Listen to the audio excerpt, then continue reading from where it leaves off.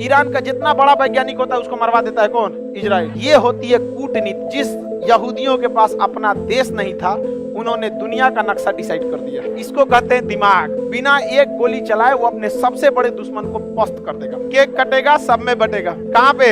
Israel. Israel से लड़ सकता है तो बस दो ही मुस्लिम कंट्री लड़ सकता है। और इजराइल को पता था कि आज नहीं तो कल मिस्रवा जो है ये किसको रोकेगा? सुएज नहर को रोकेगा। युद्ध की स्थिति में रोक सकता है कि नहीं रोक सकता है? एक बार रोका भी था युद्ध की स्थिति में, तो युद्ध बंद करना पड़ा लोगों को। समझ में आ गया कि नहीं आया? इसलिए यह अपना एक छोटा सा समुद्री रास्ता कब्जा लिया। यहाँ पर 1967 में इजराइल ने पूरा सिनाई कब्जा कर लिया, कहा कि मेरा है। समझ में आ गया? और इजराइल को पता था कि सऊदी अरब वाले कभी भी इजराइल से नहीं लड़ सकते, इतनी इनके पास हैसियत ही नहीं है। इनसे इजराइल से लड़ सकता है तो बस दो ही मुस्लिम कंट्री लड़ सकते हैं। यहाँ मतलब इसके पड़ोसी में दो ही, एक यहाँ से मिस्र और इधर से ईरान, और ऊपर से तुर्की। ये तीनों एडवांस कंट्री हैं सब। देखिए आप कितने भी बहादुर रहेंगे, घिर जाएंगे तो गिर में तो सोचा शेर घेरा जाता है लड़ाई में, तो मायने रखता है। पाकिस्तान के बाद परमाणु बम है, इसलिए पाकिस्तान, देखिए जब परमाणु संपन्न देश हो जाते हैं ना तो फिर लास्ट ऑप्शन परमाणु है, वो आपको शक्तिशाली या कमजोर नहीं देखता है। अब मान के चलिए को परमाणु बम अमेरिका में पटक दिया तो आप कितनों उसको इंटरसेप्ट कर दीजिएगा तो ब्लास्ट होगा, ऊपर गिरेगा आप ही के ऊपर ना। तो परमाणु तो एक प्रदूषण है, आप जमीन पे फैलाइए चाहे हवा में फैले, मरना तो आपका फिक्स है। तो परमाणु संपन्न को हम साइड में रखते हैं, इसीलिए ना अमेरिका किसी को परमाणु बम रखने नहीं देता है। तो उसकी दुश्मनी है किससे? ईरान से। और ऊपर में तुर्की और ये लड़ाई नहीं करेंगे क्योंकि दोनों नाटो के देश। दोनों किसके देश? नाटो। इसने तुर्की को शांत कर दिया, ठीक है। अब बच गया इजराइल। कौन? इसने 1967 में पूरा सिनाई कब्जा कर लिया और एक ही शर्त पे छोड़ा कि छोड़ेंगे, लेकिन हमेशा याद रखो कि तुम इजराइल को मान्यता दोगे, इजराइल के खिलाफ युद्ध नहीं लड़ोगे। तो देखा कि भैया हमारा खोई हुई जमीन वापस आ रहा है, क्या जरूरत है हमारा दूसरा की लड़ाई में पड़ ले बिना, है कि नहीं? लोग फिलिस्तीन चिल्लाते, अरे भैया तुम्हारी लड़ाई तुम लड़ो ना, नहीं समझे? फिलिस्तीन वाला सोचता है सर कि जब इजराइल उनको मारे तो भारत अपन काम धाम छोड़ के हमारा बचाने चले। तुम आओगे हमारे कश्मीर मुद्दा में? बात करते हैं लोग, हम आएंगे बचाने के लिए। बोले कि कश्मीर भारत का है, पाकिस्तान का नहीं है, नहीं बोलता है। बावजूद भारत की इंसानियत इतनी है कि गलत को गलत और सही को सही कहता है। जबकि कारगिल की लड़ाई हम लोग इजराइल की मदद से जीते थे। अब इजराइल देखिए, दिमाग देखिए, समझिए ध्यान से, कितना तेज दिमाग होता है इन सब। इसने वापस किया क्या चीज? सिनाई। वापस किया सिनाई पर। अब इसमें फ्रंट फुट पे कौन था? इजराइल, क्योंकि जीता था।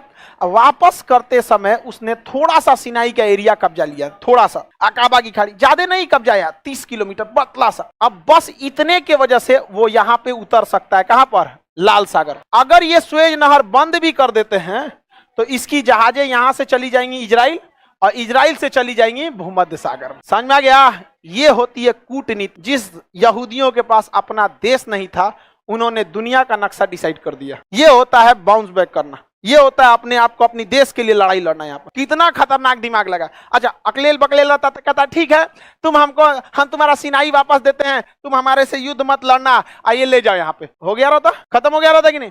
थोड़ा सा एरिया लिया, थोड़ा सा, पूरी दुनिया हिला दिया। अब अगर दुनिया ने अगर कहीं गलती से कौन करेगा? सुएज नहर को बंद करेगा या सुएज नहर को बहुत महंगा करेगा तो इजराइल कहेगा कोई दिक्कत, तुम अपनी वाली पानी वाली जहाज यहाँ लाद दो, आएगो दूसरा जहाज यहाँ हम भेज देंगे, यहाँ हम उतारेंगे, ट्रक से लाद के यहाँ पहुंचा देंगे। समझ में आ गया कि नहीं आएगा? इसकी पूरी अर्थव्यवस्था डिपेंड करती है इसी नहर पर। और इस सुएज नहर का इकोनॉमी बर्बाद करने के लिए अभी भी चाबी किसके पास? इजराइल।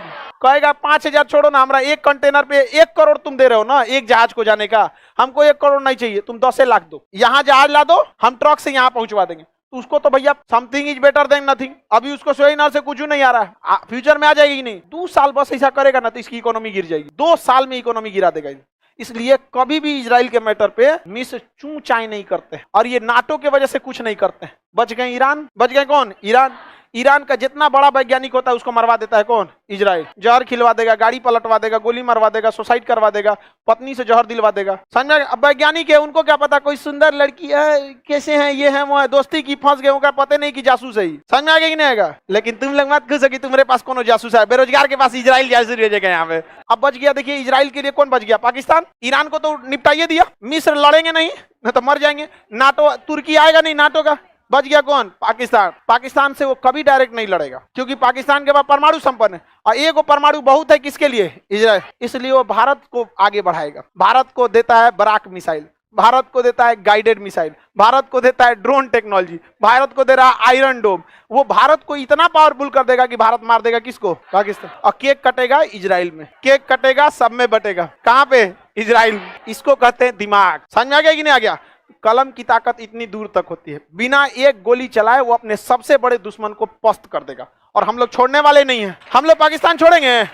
हम लोग क्या लिए छोड़ने वाले हैं भाई? सबका बदला लिया जाएगा। कारगिल का बदला, सियाचिन का बदला, 71 का बदला, 65 का बदला, ताज होटल का बदला, संसद का बदला, कश्मीर में जो मारा गया पुलवामा, सबका बदला लिया जाएगा हम लोग। समझ में आ गया कि नहीं आ गया? और हम इजराइल के साथ हाथ फैलाने मांगने वाले नहीं है कि इजराइल दे दो, इजराइल खुद पहुंचाएगा। मारो। समझ में आ गया कि नहीं आ गया?